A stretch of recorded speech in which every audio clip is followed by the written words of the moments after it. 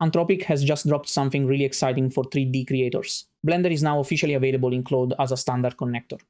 This means you can connect Claude directly to your open Blender scene and ask it to read, explain, modify, clean, automate, and even write Python tools inside Blender using natural language. But this is not just about Blender. It is part of Anthropic's broader Claude for Creative Work initiative, which includes creative tools such as Blender, Autodesk, Adobe, Ableton, SketchUp, Splice, and others. The idea is simple. Bring Claude into the tools that creative professionals already use, instead of forcing people to work outside their normal workflow. For Blender specifically, the connector was created by the Blender developers and is now officially available for Claude. It uses Blender's Python API, so Claude can inspect scenes, work with objects, help with complex node or modifier setups, batch apply changes, clean unused data, and even add new tools directly into Blender's interface. In this video, I will show you how easy it is to install the new Blender connector step by step. The first thing you need to do is download and install Claude Desktop on your computer. Claude Desktop is available for both Windows and Mac, and the installation process is very simple. You install it like any normal desktop software. Once the installation is complete, open Claude Desktop and log in with your Claude account. Now, inside Claude, click on the plus icon, then select Connectors. Now click on Add Connectors. Here you will see the list of official connectors currently available in Claude. In the search bar, type Blender, and here it is, the official Blender connector. This is the important part. Blender is no longer something we need to connect through a third-party workaround. It is now listed directly inside Claude as an official connector. The Claude side installation is now complete. Next, we need to prepare Blender so it can communicate with Claude.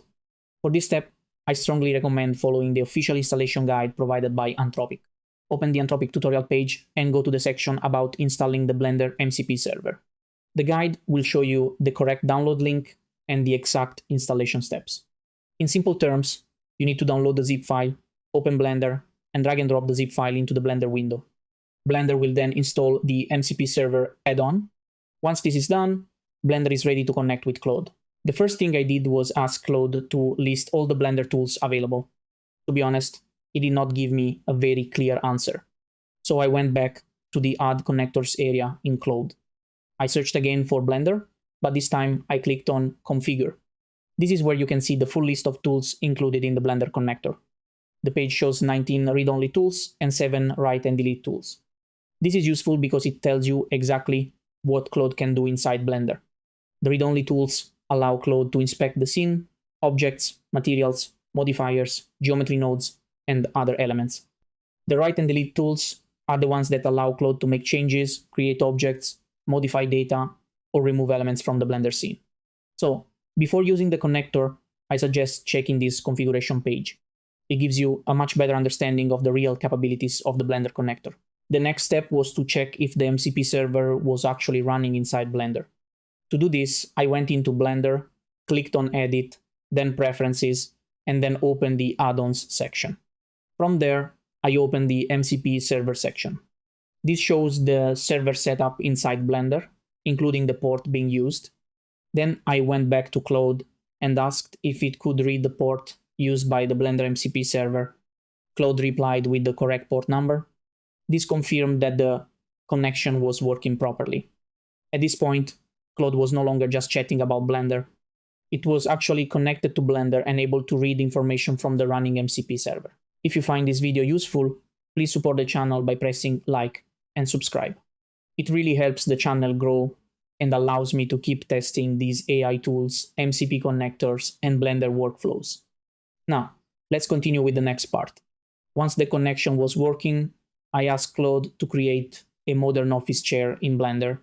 This is a good first test because it includes several connected parts: the seat, backrest, armrests, gas lift, base, and wheels.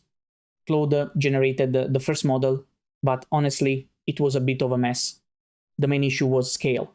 Claude was able to create objects, but he struggled a bit with Blender dimensions and how different parts should connect together. But this is not game over. To help with this problem, I created a custom skill for Claude called the Blender MCP Assembly Skill. You can download it from my GitHub page. I will put the link in the description below. The purpose of this skill is to guide Claude when building objects in Blender. It tells Claude to plan the connections first, check dimensions, avoid disconnected parts, verify overlaps, and make sure the final model is properly assembled. So I downloaded the skill from GitHub and uploaded it into Claude. Then I asked Claude to delete the first chair and redo the task using the new skill. This time, Claude started in a much more structured way. It first created a connection plan for the chair, including how the casters connect to the base, how the gas lift connects to the seat, how the back support connects to the seat, and how the armrests connect to the sides. Then Claude cleared the Blender scene and rebuilt the chair from scratch. During the process, Claude checked the model step by step. He noticed that some wheels were slightly below the floor, so he corrected their position.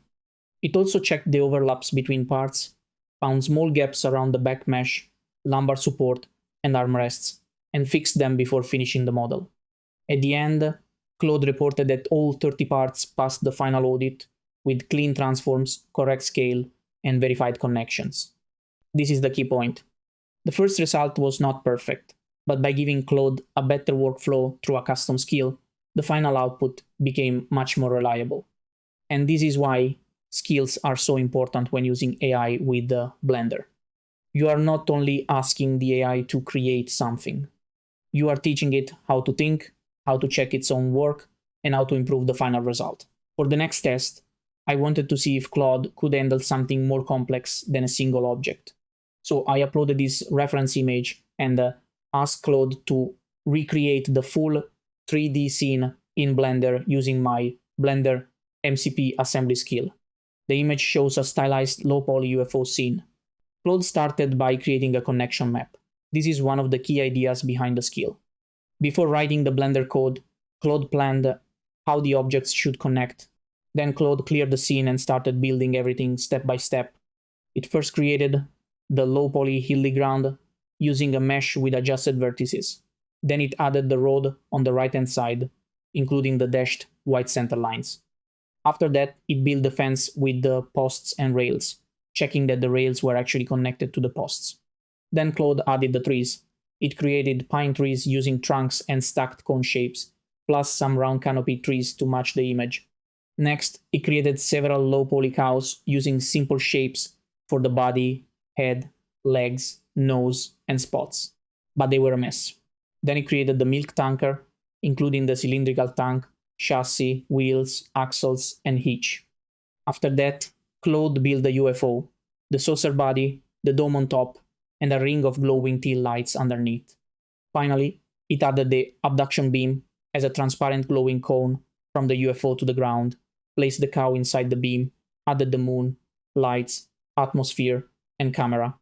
At the end of the first build, Claude reported that the scene had 179 meshes, 4 lights, and 1 camera, and that all 179 mesh objects passed the final transform audit. The first issue I noticed was with the cows. Claude created the right idea, but the body parts were all over the place. The legs, heads, bodies, and spots were not properly connected, so the cows looked broken rather than assembled. So I asked Claude to fix the cows. Claude inspected the scene, repositioned the parts, and corrected the alignment so each cow looked like a proper low-poly model. This is a good example of the workflow. Claude did not get it perfect on the first attempt, but with a clear correction, it was able to go back and improve that specific part of the Blender scene. The second issue was with the road. The road had been placed like a flat slab on top of the hilly terrain. Because of that, some grass was cutting through the road surface, and there were dark gaps near the road edge. So I asked Claude to fix it. Claude flattened the terrain under and around the road, tucked the road slightly into the ground, extended the sandy strip so it connected cleanly to the road, and extended the ground farther out so the camera would not see the edge of the scene. After these fixes, the road looked much cleaner, with a better transition from meadow to fence to road to sandy verge. Finally, I asked Claude to generate a render and save it to my computer. Claude rendered the scene at 1920 by 1080 using EVE with 128 samples and saved the final PNG file. This test is a good example of how the Blender connector works in practice. Claude did not get everything right on the first attempt, but I could give feedback, report the problems, and ask Claude to inspect and fix the scene step by step. For me, this is the real value of the connector. It is not only about generating a 3D model from one prompt. To be honest, just creating these two examples was enough to completely run out of my Claude credits. So I think Claude and I both need a short break. I hope you found this video useful. Please support the channel by pressing like and subscribe. I will see you in the next video, hopefully when my Claude credits are back.